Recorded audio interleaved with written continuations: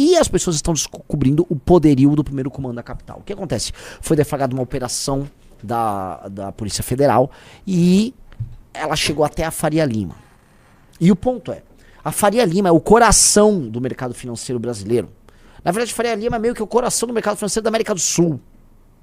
A Faria Lima é o lugar em que os melhores cérebros do Brasil são dragados para trabalhar lá. Jovens que deveriam estar trabalhando com tecnologia e engenharia estão lá dragados na Faria Lima. A Faria Lima tem, infelizmente, a gente vai ter que cravar isso aqui, tá? Uma parte dela, não toda, vamos botar aqui, uma relação simbiótica com o crime organizado. E é isso que eu quero falar. A Operação Carbono Oculto, ela pegou, tá? Uma operação de lavagem de dinheiro e uma operação de investimentos pura e simples, senhor Rafael Almeida Rizzo, do primeiro comando da capital, num jogo muito intricado, envolvendo fundos imobiliários, assim, um negócio super complexo, tá? Que dá bilhão. E aí as pessoas, caramba, é deste tamanho a operação do PCC? Veja, a operação do PCC não é do tamanho do fundo que estava lavando o dinheiro dele.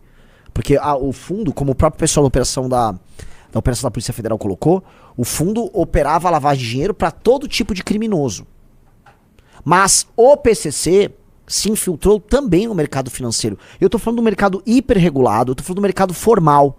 Isto aqui, meus amigos, está dando, assim, o que a Polícia Federal pegou, verdade pra ser dito, é que, puta merda, estes caras são colossais em termos de dinheiro e de faturamento. A gente tá falando de um grupo, tá, que usa São Paulo como base, e que ao invés de adotar um caminho de uma espécie de uma balcanização e de uma proletarização da sua atuação criminosa, eles foram pro topo.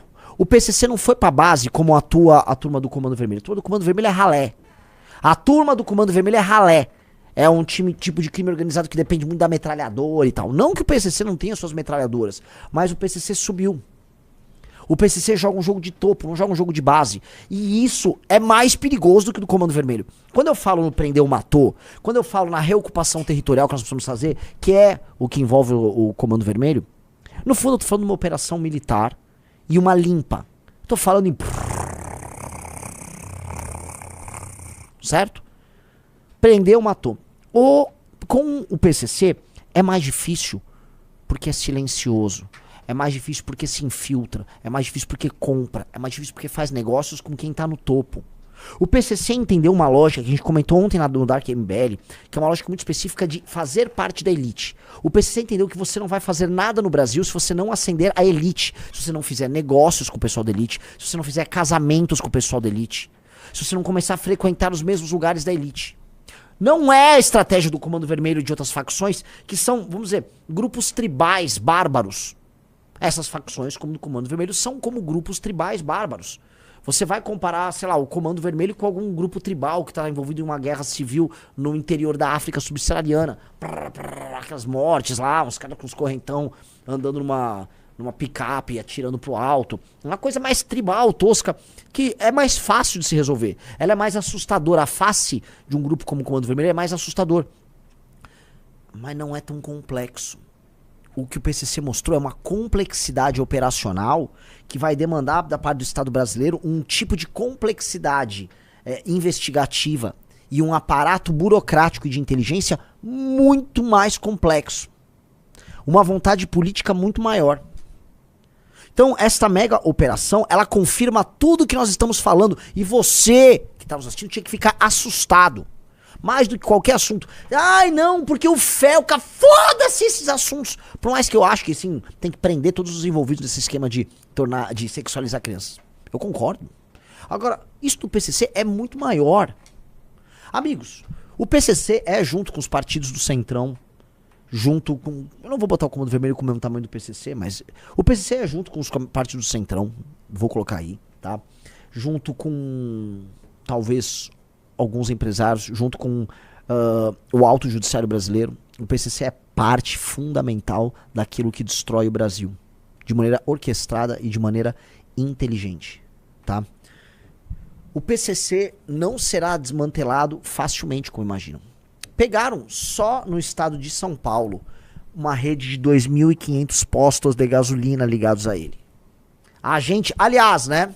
Eu queria pedir uma salva de palmas pro senhor Rafael Rizzo, que durante vários análises renais fez o levantamento para mim dos postos da Copap e da refinaria da Copap, que a gente afirmava tem relação com o PCC. Vocês viram antes aqui no MBL, a gente já tá falando da Copap, da distribuição de gasolina adulterada e da rede de postos ligados ao PCC há muito tempo. O que acontece? Batata.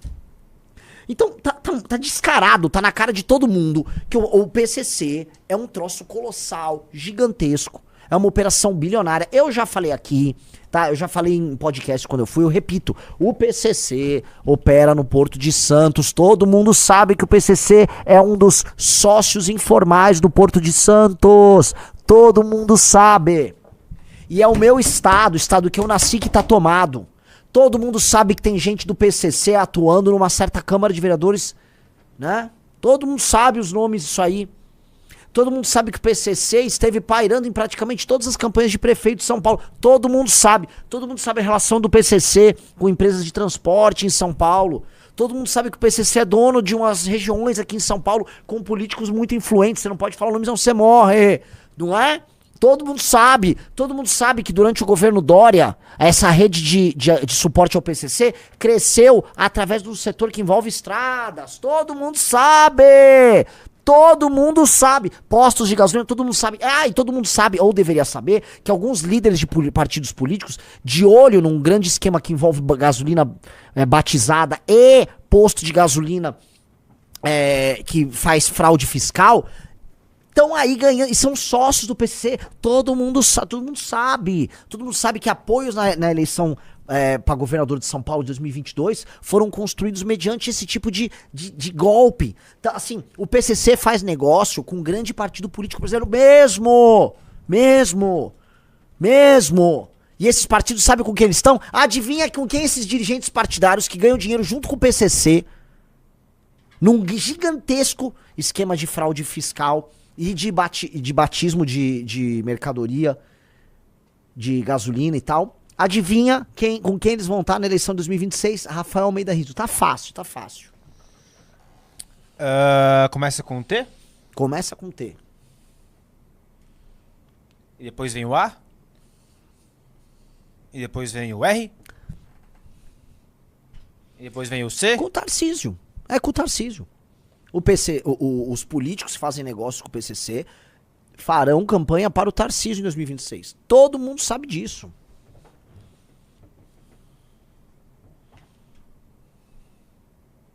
Todo mundo sabe o que eu tô falando aqui. Todo mundo sabe. Qualquer um na política de São Paulo sabe. Qualquer um na política brasileira sabe. Todo mundo sabe desse esquemão. A política brasileira é essencialmente corrupta. E os interesses políticos partidários brasileiros são determinados pelo interesse financeiro e monetário completamente inescrupuloso de um bando de vagabundo do Centrão que tem a sua impunidade garantida através de contatos que eles têm, vocês sabem aonde, né? E aí eles vão levando. Só que assim, se alguém quiser apertar, cai a casa de todo mundo.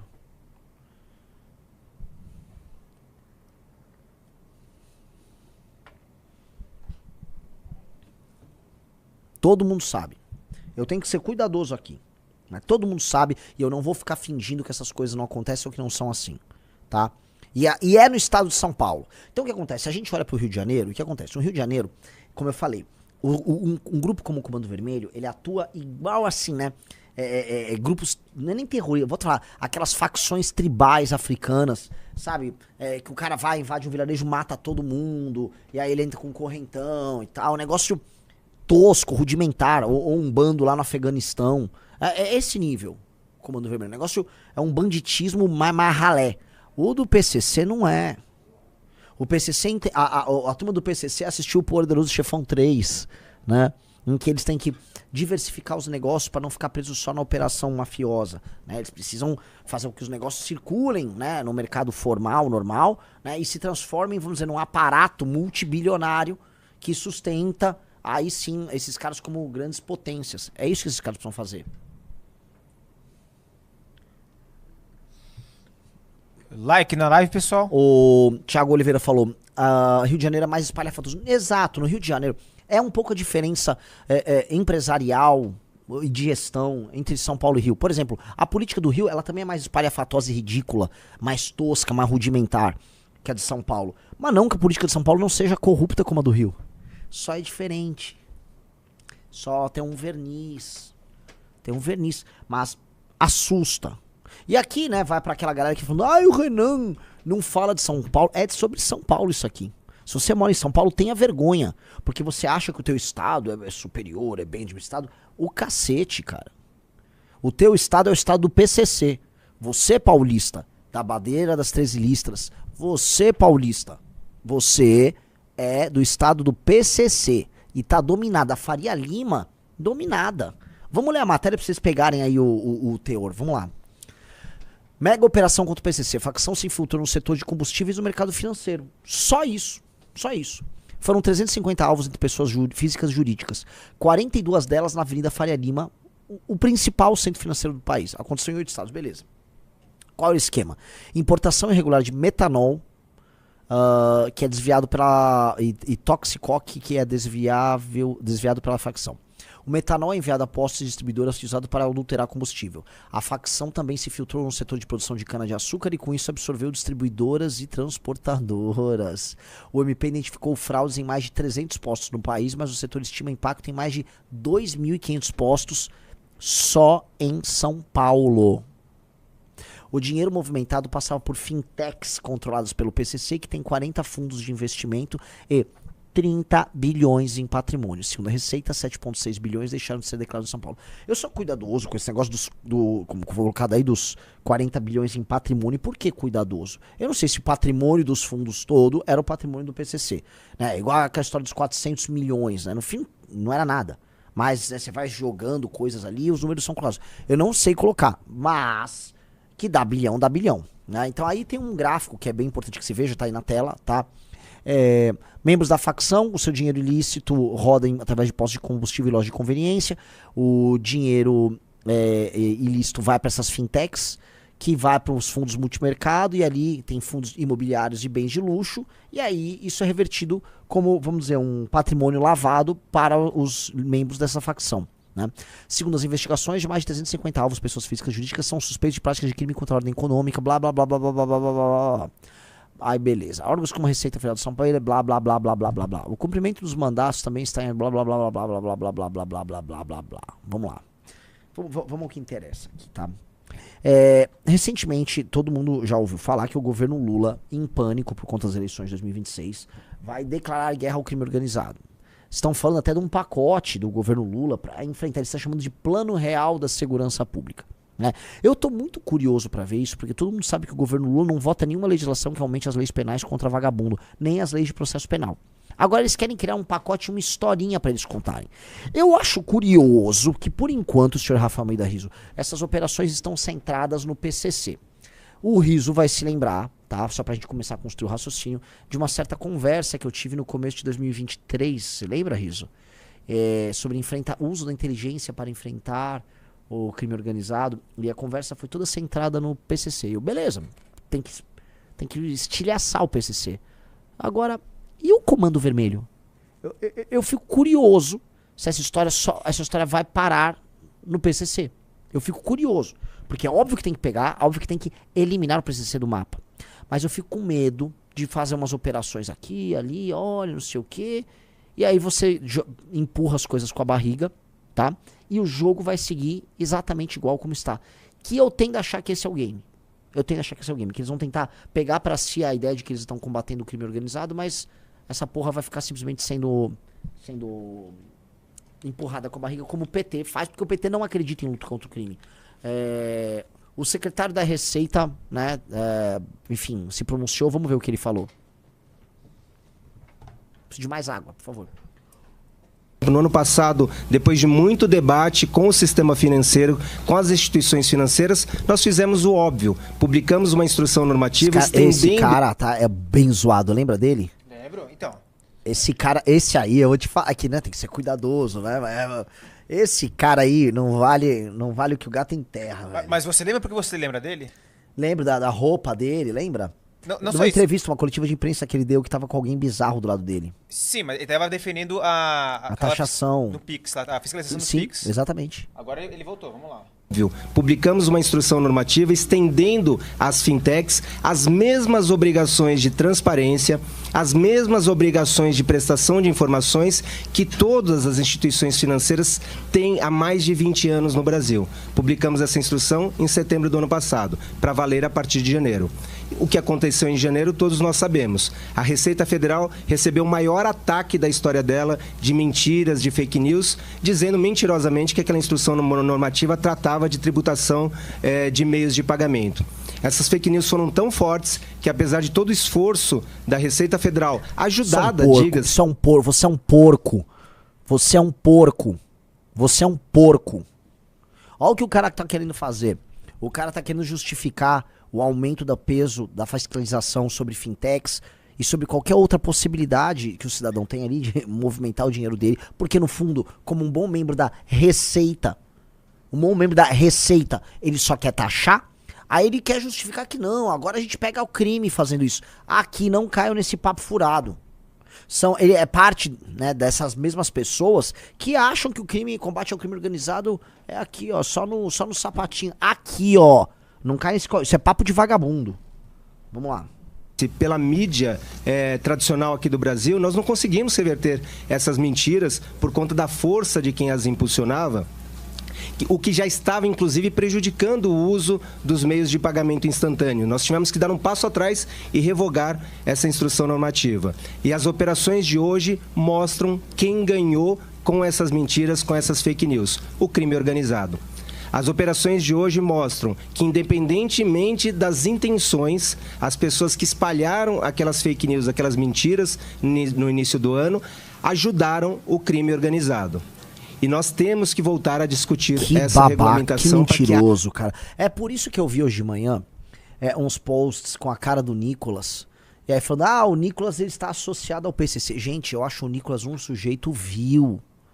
Eu acho o Nicolas falso em tudo. Em tudo. Em tudo. Não tem nada no Nicolas que é verdadeiro. Eu acho o Nicolas um sujeitinho. Agora, ele não tem relação com o PCC. E aquele vídeo que ele fez pra autopromoção, que é a única coisa que ele faz, não foi pra facilitar a vida do PCC. Tampouco você vai estabelecer uma relação causal entre o PCC, que tá movimentando há muito tempo dinheiro em operações na bolsa, em fintech, com o vídeo do Nicolas, né? Agora eu entendi. É cada uma, né? É cada uma. Puta que me pariu, cada uma. Vamos lá. O PCC movimentou 30 bilhões, mas os caras precisam monitorar Pix de 5 pau. Sim, era essa sacada, Riso. Era essa sacada, bem belo, era ali. Aí esse cara, que ele na época ele ficou todo puto, todo putinho, porque não poderia conseguir, não andaria com a instrução normativa deles. Aí agora ele quer, né, eu vou me vingar, vou desforra. Sujeitinho vagabundo, velho. Tá que pariu, vamos lá. Haja transparência em relação às fintechs.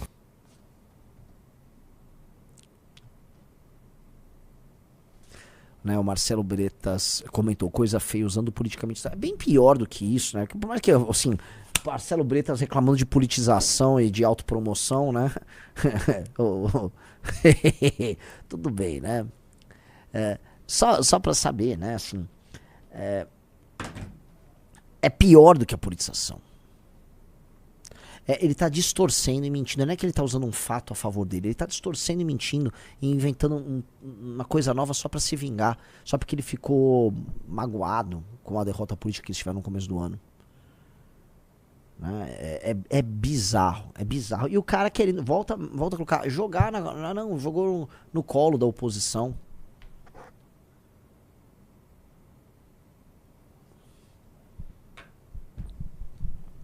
Esse tipo de sujeito, né, faz parte da elite do funcionalismo brasileiro. Esse tipo de sujeito passou num concurso e tal, só pra vocês entenderem, tá?